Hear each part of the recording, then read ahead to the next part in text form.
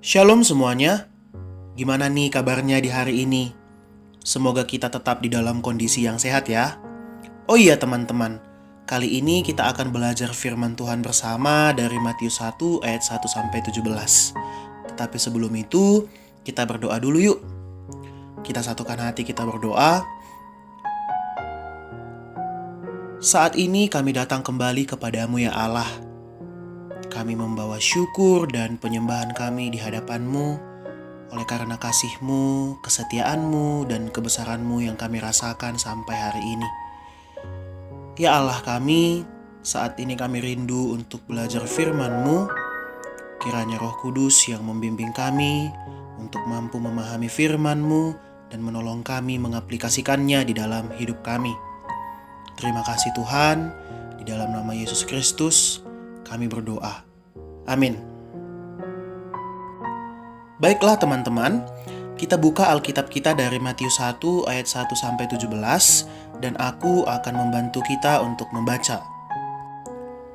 Inilah silsilah Yesus Kristus, anak Daud, anak Abraham. Abraham memperanakkan Ishak, Ishak memperanakkan Yakub, Yakub memperanakkan Yehuda dan saudara-saudaranya, Yehuda memperanakkan Peres dan Zerah dari Tamar, Peres memperanakkan Hezron, Hezron memperanakkan Ram, Ram memperanakkan Aminadab, Aminadab memperanakkan Nahason, Nahason memperanakkan Salmon, Salmon memperanakkan Boas dari Rahab, Boas memperanakkan Obed dari Rut, Obed memperanakkan Isai, Isai memperanakkan Raja Daud.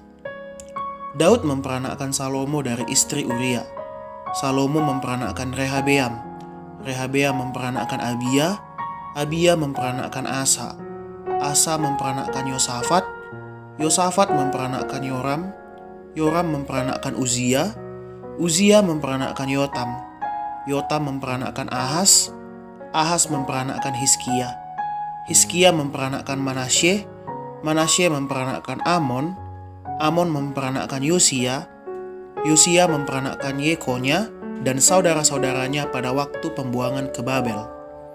Sesudah pembuangan ke Babel, Yekonya memperanakkan Sealtiel, Sealtiel memperanakkan Zerubabel, Zerubabel memperanakkan Abihud, Abihud memperanakkan Eliakim, Eliakim memperanakkan Azor, Azor memperanakkan Zadok, Zadok memperanakkan Akhim, Akhim memperanakkan Eliud, Eliud memperanakkan Eleazar, Eleazar memperanakkan Matan, Matan memperanakkan Yakub, Yakub memperanakkan Yusuf suami Maria yang melahirkan Yesus yang disebut Kristus.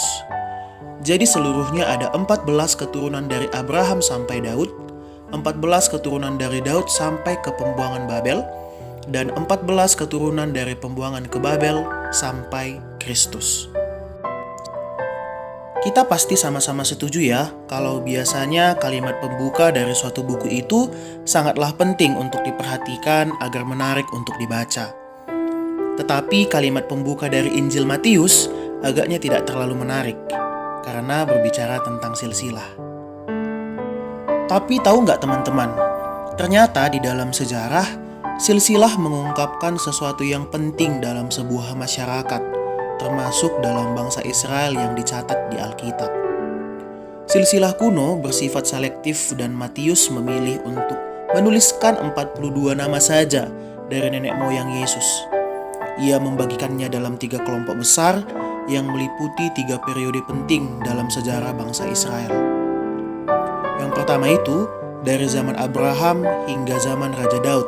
Kita dapat melihatnya dari ayat 1 sampai ayat 6. Yang kedua, dari zaman Raja Daud hingga masa pembuangan ke Babel.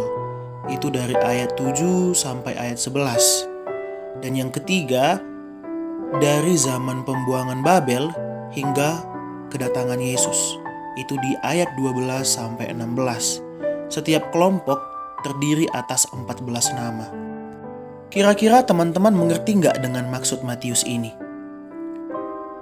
Dia ingin menunjukkan bahwa Yesus adalah puncak dari sejarah Israel.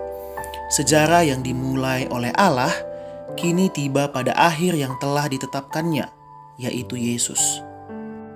Selain mengungkapkan siapa sejatinya Yesus, Silsilah itu juga menunjukkan alasan kedatangannya loh teman-teman.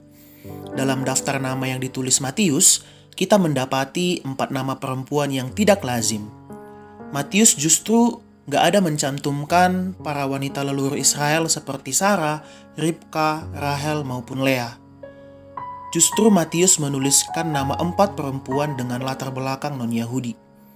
Yang pertama ada Rahab, orang Kanaan. Tamar, yang kemungkinan juga adalah orang Kanaan. Yang ketiga ada Rut yang berasal dari Moab. Dan akhirnya Batsheba, istri dari Uria, orang Het. Sejumlah ahli Alkitab berpendapat bahwa meskipun Batsheba terlahir sebagai orang Yahudi, ia dianggap sebagai orang non-Yahudi karena menikah dengan seseorang di luar bangsanya. Melalui silsilah yang ditulisnya, Matius memberitakan kabar baik kepada kita. Keselamatan yang datang dari Allah tersedia bagi semua orang, baik laki-laki maupun perempuan, baik orang Yahudi maupun non-Yahudi. Allah memiliki rencana yang besar untuk membangun umatnya dari semua suku bangsa. Tema besarnya jelas. Seluruh rangkaian sejarah akan mencapai puncaknya teman-teman di dalam penggenapan rancangan dan tujuan Allah. Sebagaimana Allah telah membawa babak pertama sejarah tiba pada puncak yang dikehendakinya, Dia juga akan melanjutkan sejarah menuju puncak yang kembali berupa kedatangan Yesus.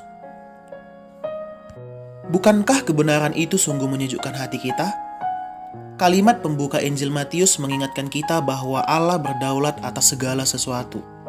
Rencana keselamatannya ditujukan bagi seluruh umat manusia, melintasi perbedaan suku dan jenis kelamin, dan Dia dapat memakai siapa saja yang dipandangnya tepat untuk mewujudkan rencananya, seperti halnya keempat perempuan dalam silsilah Yesus itu.